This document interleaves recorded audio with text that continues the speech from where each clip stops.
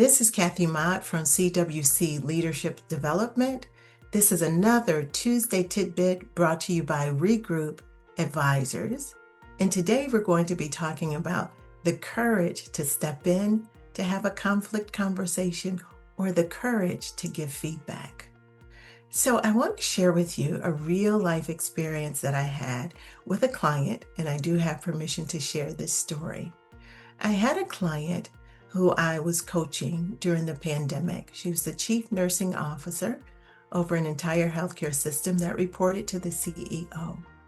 And they are 2 years into the pandemic, and he never turned on his camera.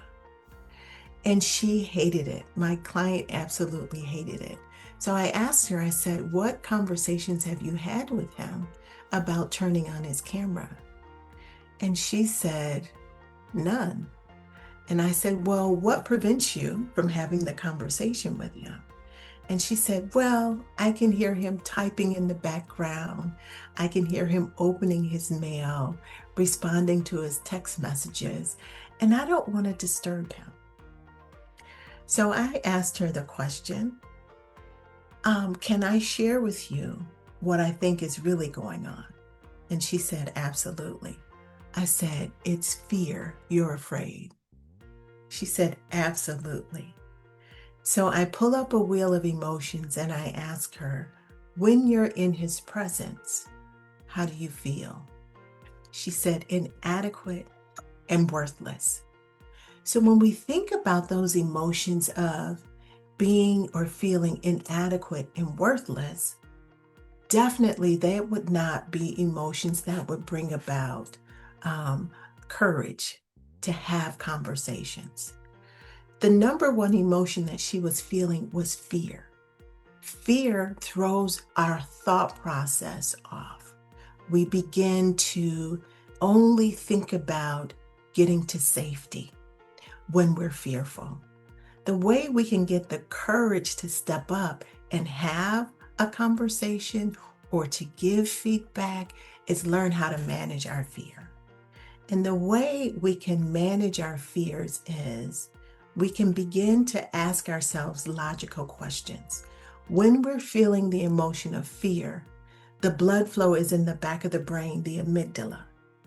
And the brain doesn't know the difference between psychological fear and being chased by a pit bull. The brain doesn't know. And so it pumps all this adrenaline. We have all this energy flowing through our body. And so it throws us off balance, especially if we're sitting in a meeting or we're not running from a pit bull. So the way to manage those fears is ask yourself logical questions. How do I want to show up to have this crucial conversation? What do I want the person that I'm talking to walk away with? What would make me proud of myself the way I handled this crucial conversation?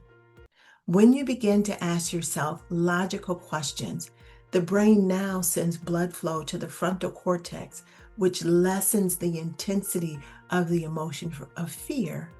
And then you're able to respond to your emotion instead of react. And so once we can name and tame our emotions, reduce the fear in our brain, we have more clarity around having conversations.